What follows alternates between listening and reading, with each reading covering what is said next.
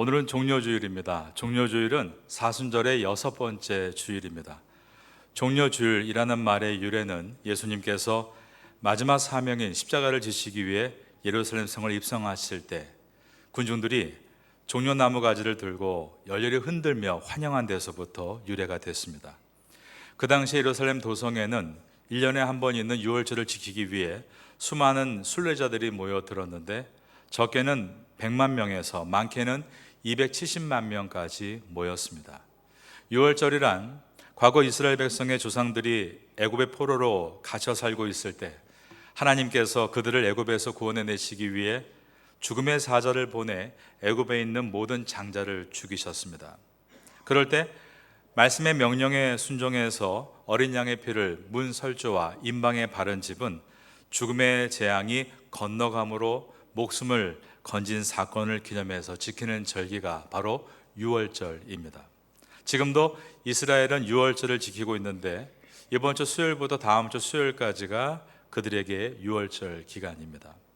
유월절은 히브리 말로 페사흐인데 우리 한글 성경이 유월절이라고 붙인 것은 한자어로서 히브리어 페사흐가 넘어가다는 뜻으로 어린 양의 피를 바른 집은 죽음의 재앙에서 넘어가고 구원을 얻었다는 뜻이기 때문에 한자어 너물유, 너물월, 절기절자를 써서 유월절이라고 이름을 붙였습니다.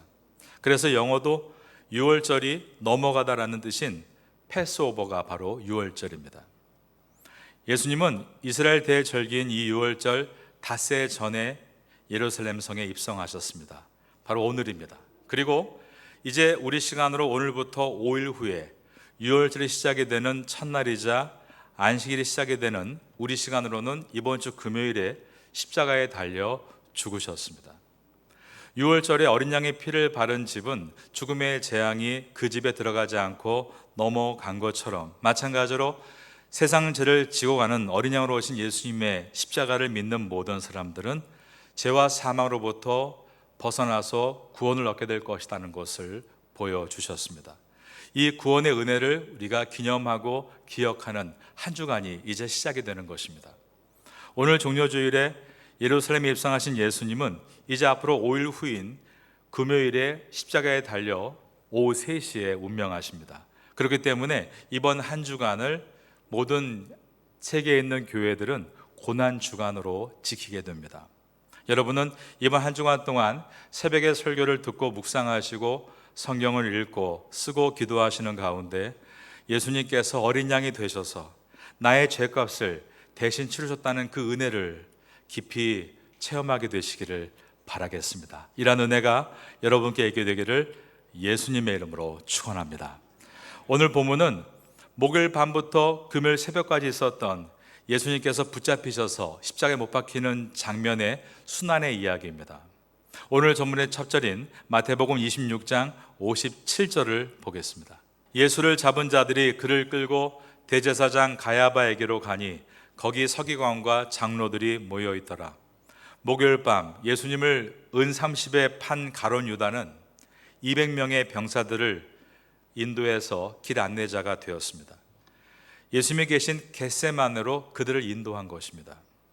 병사들에게 가서 내가 이제 입 맞추는 이가 있는데 그가 바로 예수니 그를 잡으면 된다. 이처럼 군호를 마쳤습니다. 예수님이 잡혀 그 밤에 가장 먼저 끌려가셨던 곳은 전 대사장인 안나스 관저였습니다. 이 내용은 병행본문 요한복음 18장 12절 이하에 기록되어 있는데 이에 군대와 천부장과 유대인의 아랫사람들이 예수를 잡아 결박하여 먼저 안나스에게로 끌고 가니 안나스는 그 해의 대제사장인 가야바의 장인이라 라고 되어 있습니다. 안나스는 전직 대제사장입니다. 그러나 전체 대제사장들의 실세였습니다. 그러므로 가장 먼저 그 관저에 가서 예수님이 신문을 받으신 것입니다. 그 다음에는 현직 대제사장인 가야바 앞으로 끌려가셨습니다. 대제사장의 관저가 서로 가까이 있었기 때문에 이곳에서 또 저곳으로 옮겨지신 것입니다. 거기에 누가 이미 와 있는가? 57절에 보니까 서기관과 장로들이 와 있었다라고 되어 있습니다. 다시 한번 57절을 한 번 더 보겠습니다. 예수를 잡은 자들이 그를 끌고 대제사장 가야바에게로 가니 거기 서기관과 장로들이 모여 있더라. 이들은 법을 집행할 수 있는 산헤드린 공의원들을 가리킵니다. 산헤드린은 헬라어로서 좀 더 정확한 발음으로 쉬네드리온입니다. 쉬가 뭐뭐와 함께, 헤드라가 좌석이란 단어로서 함께 앉아 회의하는 자리라는 의미입니다. 유대인들이 자치적으로 법을 집행할 수 있는 최고의 기관으로 이 산헤드린 공회를 만들어 놓았습니다. 그러나 그 밤에 그들이 모여서 예수님에 관해 집행한 이 법은 결코 합당한 절차가 아니었습니다. 유대인의 합당한 법 절차란 해가 뜬 후에 이루어져야 하고 피고에게는 반드시 변호인이 있어야 했습니다. 하지만 이 시간은 해가 뜨기 전인 이른 새벽이었고 예수님에게는 아무도 변론해 줄 사람이 없었던 것입니다. 그런 상황에서 산헤드린 공회원이 몰려와 준비하고 있었습니다. 산헤드린 공회는 72명으로 구성된 기관입니다. 유대 사회의 최고 법 집행 기관이었습니다.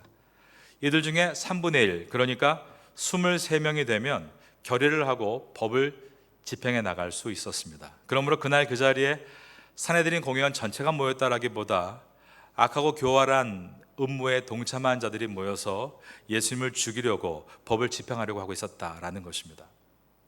예수님의 제자를 돈으로 매수했고 백성들의 눈을 피해 밤에 예수님을 붙잡고 공식적인 재판 장소가 아니라 가야바의 관저 앞에서 재판을 하고, 그것도 해 뜨기 전인 새벽 미명에 예수님을 신문하고 유죄를 얻어내려고 하는 것은 그들이 얼마나 정의롭지 못하고 하나님을 두려워하지 않고 사악했는가를 보여줍니다.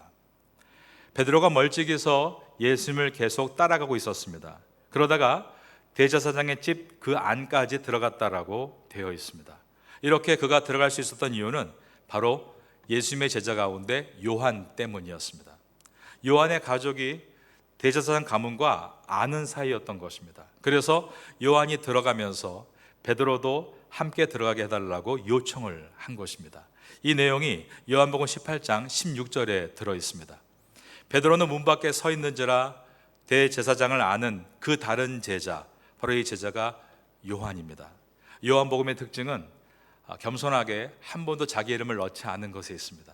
자기를 표현할 때 그 다른 제자라고 했고, 그가 나가서 문 지키는 여자에게 말하여 베드로를 데리고 들어오니 라고 되어 있는 것입니다.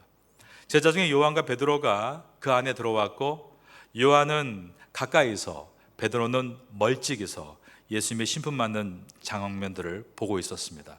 마태복음 26장 58절을 보겠습니다. 베드로가 멀찍이 예수를 따라 대제사장의 집들까지 들어가서 그 결말을 보려고 그 안에 들어가 하인들과 함께 앉아 있더라. 대제사장들과 온 공회, 즉 이 산헤드린 공회원들은 예수님을 유죄로 만들 수 있는 증거를 계속 찾으려고 했습니다. 59절입니다. 대제사장들과 온 공회가 예수를 죽이려고 그를 칠 거짓 증거를 찾으매, 그러나 증인들을 많이 세웠지만 채택이 되지를 않았습니다. 유대의 법은 증인으로 채택되려면 두 사람이 똑같은 말을 해야만 증인으로 채택이 될 수 있었습니다. 그런데 모두가 거짓말을 지어냈기 때문에 서로의 말이 일치하지 않았던 것입니다. 그러다가 두 사람이 정확히 일치하는 내용을 발견하게 되는데, 예수님이 하나님의 성전을 헐고 사흘 만에 지을 수 있다, 이렇게 말을 했다는 것이었습니다. 60절과 61절입니다. 거짓 증인이 많이 왔으나 얻지 못하더니 후에 두 사람이 와서 이에 이 사람이 말이 내가 하나님의 성전을 헐고 사흘 동안에 지을 수 있다 하더라 하니, 그러나 이것은 예수님께서 성전이신 자신이 죽으시고 그리고 3일 후에 부활할 것이다를 말씀한 것이지 눈에 보이는 건물을 말씀하시는 것이 아니었습니다. 그러나 예수님의 성전 발언은 성전 모독죄로 걸기에 충분했고, 두 명의 증인이 나온 이상 이 채택된 증거를 가지고 이제 대제사장들은 집요하게 신문을 하기 시작합니다. 62절입니다. 대제사장이 일어나서 예수께 묻되 아무 대답도 없느냐? 이 사람들이 너를 치는 증거가 어떠하냐 하되. 그러나 예수님은 이 대제사장의 취조에 사일런스, 침묵하셨습니다. 63절입니다. 예수께서 그 다음 저를 따라 하시겠습니다. 침묵하시거늘. 대제사장은 거짓 증거와 거짓 증인들을 내세우면서 어떻게든 예수님에게 유죄를 받게 하려고 조급해하고 있었습니다. 그런데 예수님은 평정하신 가운데 silence, 침묵하셨던 것입니다. 침묵하시거늘, 원본 성경은 헬라어 에시오파라고 되어 있는데 이 단어는 미완료 과거 시제입니다. 미완료, 그러니까 침묵이 아주 오랜 동안 지속되었다라는 뜻입니다. 처음부터 대제사장과 산헤드린 공의원들이 여러 거짓 증인을 세워서 말도 안 되는 죄명을 씌우는 동안 예수님은 오로지 침착하신 가운데 silence, 침묵하셨다는 것입니다. 대제사장은 급한 마음에 하나님의 이름을 걸고 맹세하게 만들면서 내가 하나님의 아들 그리스도인지 말하라, 신성모독죄를 지라고 유도를 합니다.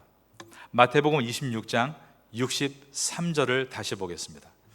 예수께서 침묵하시거늘 대제사장이 이르되 내가 너로 살아계신 하나님께 맹세하게 하노니 내가 하나님의 아들 그리스도인지 우리에게 말하라.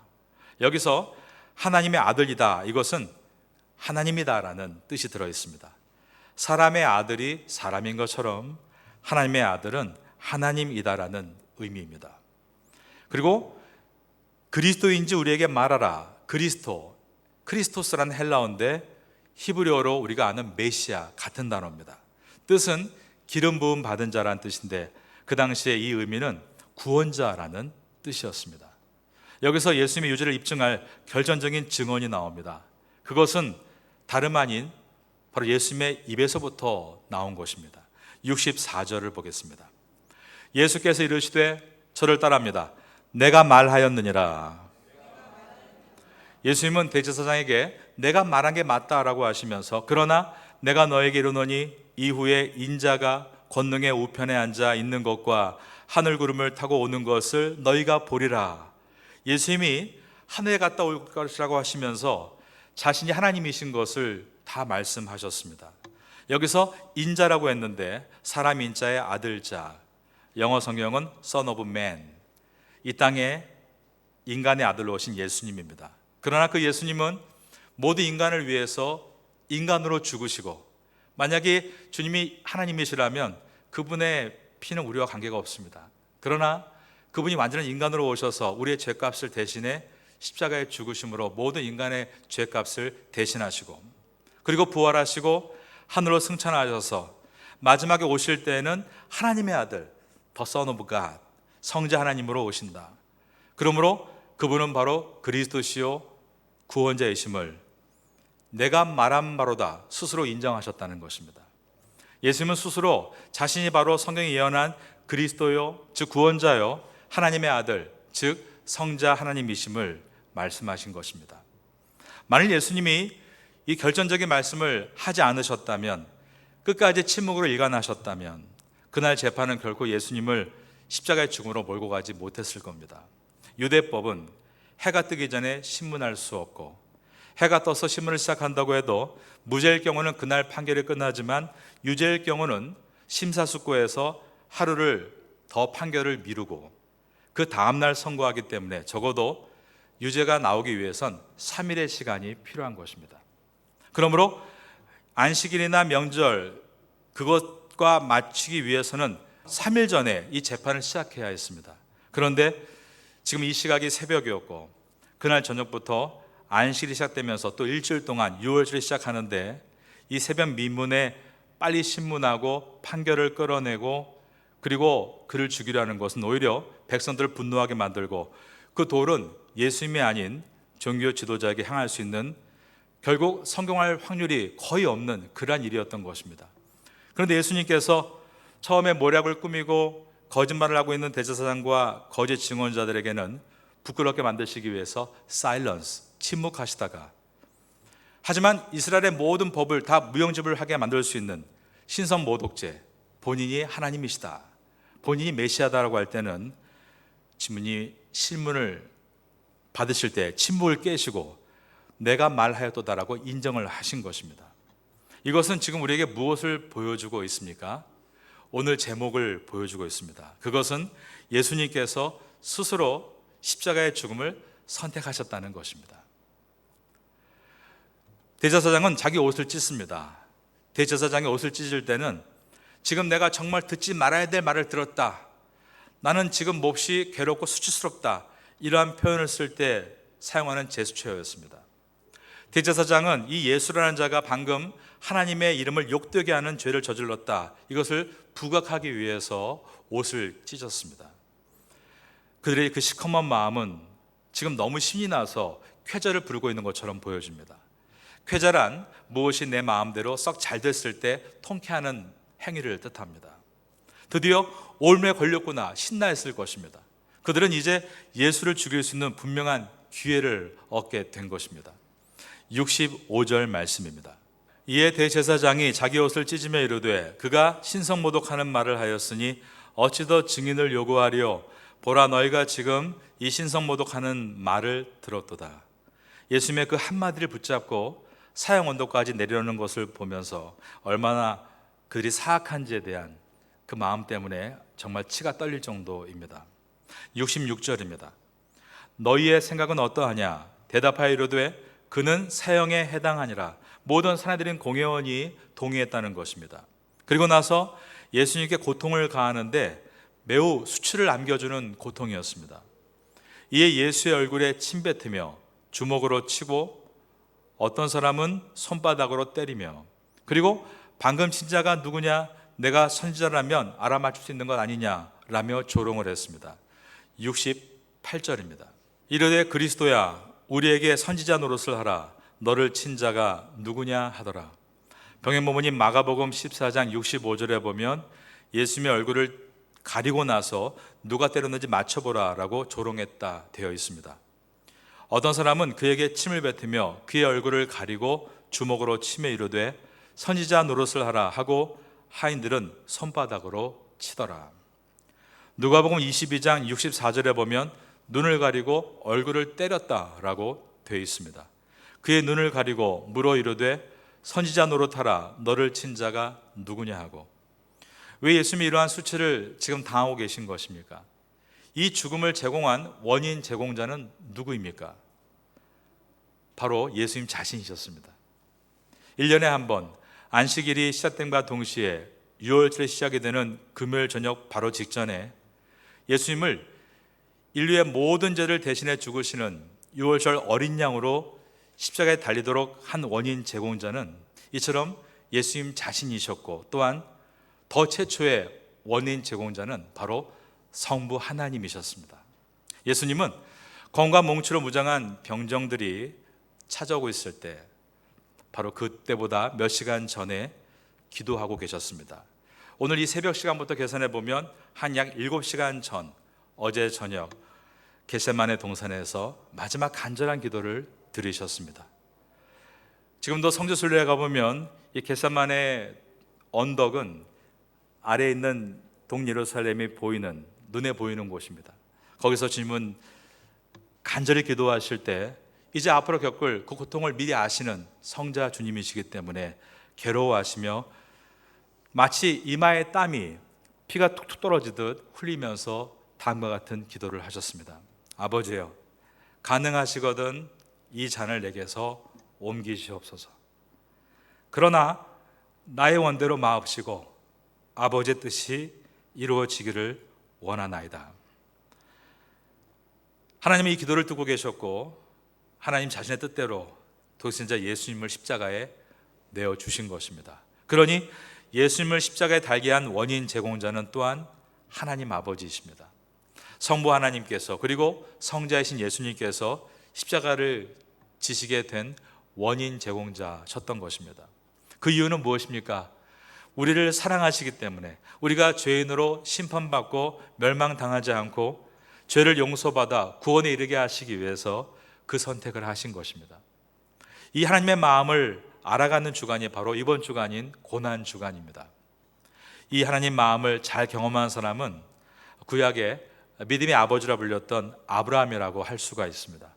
성경에 독자 혹은 독생자라는 단어가 딱 구약과 신약에 한 번씩 등장하는데, 구약 성경에서는 창세기 22장에서 아브라함이 하나님의 시험을 통과하기 위해 그의 외아들을 바치려고 했을 때 그 아들을 독자를 바쳤다라고 기록합니다. 신약 성경에서는 요한복음 3장 16절에서 하나님께서 세상을 너무 사랑하셔서 이 세상에 멸망하지 않고 구원을 얻게 하시기 위해 아들을 십자가에 주신다고 할 때 독생자를 주셨으니라고 표현합니다. 이 두 이야기는 같은 주제를 담고 있는데 오늘 본 마태복음에서 성부 하나님께서 성자 예수님을 십자가에 내어주는 사건이 얼마나 큰 고통이었는가를 구약에 있는 아브라함의 이야기를 통해서 알 수 있게 되는 것입니다. 아브라함은 하나님께서 지정해 주신 어떤 장소를 향해 아들을 잡아서 제물로 바치기 위해 가고 있었습니다. 성경은 그곳이 모리아 산이라고 되어 있고, 즉 예수님께서 기도하고 있는 겟세마네 언덕 아래에 있는 동예루살렘이 바로 그 모리아 산입니다. 하나님께서 독생자 예수님을 십자가에 달고 죽음에 가둔 시간이 3일이었는데 아브라함이 그 명령에 순종해서 아들을 데리고 모리아 산까지 갔던 시간이 3일이었습니다. 아버지의 마음은 아들이 죽는 것보다 더 아픈 것이죠. 그 고통의 마음을 아브라함이 느꼈던 것입니다. 아브라함이 제물을 잡으려고 준비했던 칼과 횃불은 아들을 잡기 위한 것이었고, 그 아들은 언덕으로 올라갈 때 자신이 타 죽을 장작을 메고 산에 오르게 했습니다. 이것은 하나님께서 독생자 예수님에게 골고다 언덕까지 십자가를 지우게 하시고 그 자기가 메었던 십자가 위에 죽게 하는 주님의 아픔을 아브라함에게 미리 보여주신 것이었습니다. 2000년 전 오늘 예수님께서 예루살렘 성에 입성하실 때 그날 종려주일은 모든 예루살렘 사람들이 열렬히 환영하면서 종려나무 가지를 흔들고 길바닥에 자기의 겉옷을 깔기 시작했었습니다.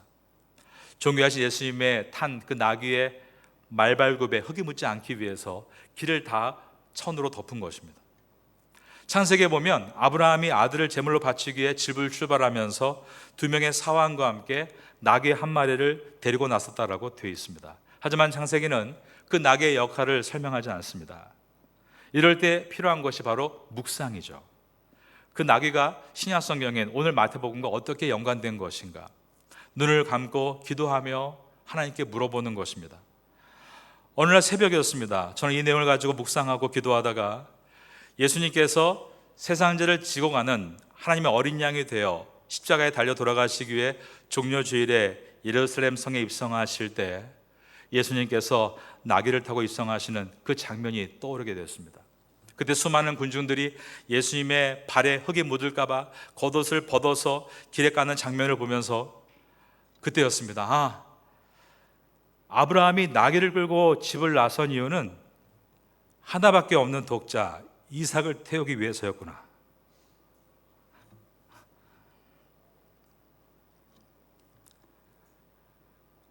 아브라함에게 그 아들은 발에 흙도 묻히고 싶지 않은 귀한 아들이었구나. 마찬가지로 하나님께서도 그 아들 독자 예수님을 십자가에 내어주실 때 그런 마음이었구나. 이것을 깨닫게 되었습니다. 저희도 가장 마음이 아플 때가 언제인가 보면 자녀가 아플 때 아니겠습니까?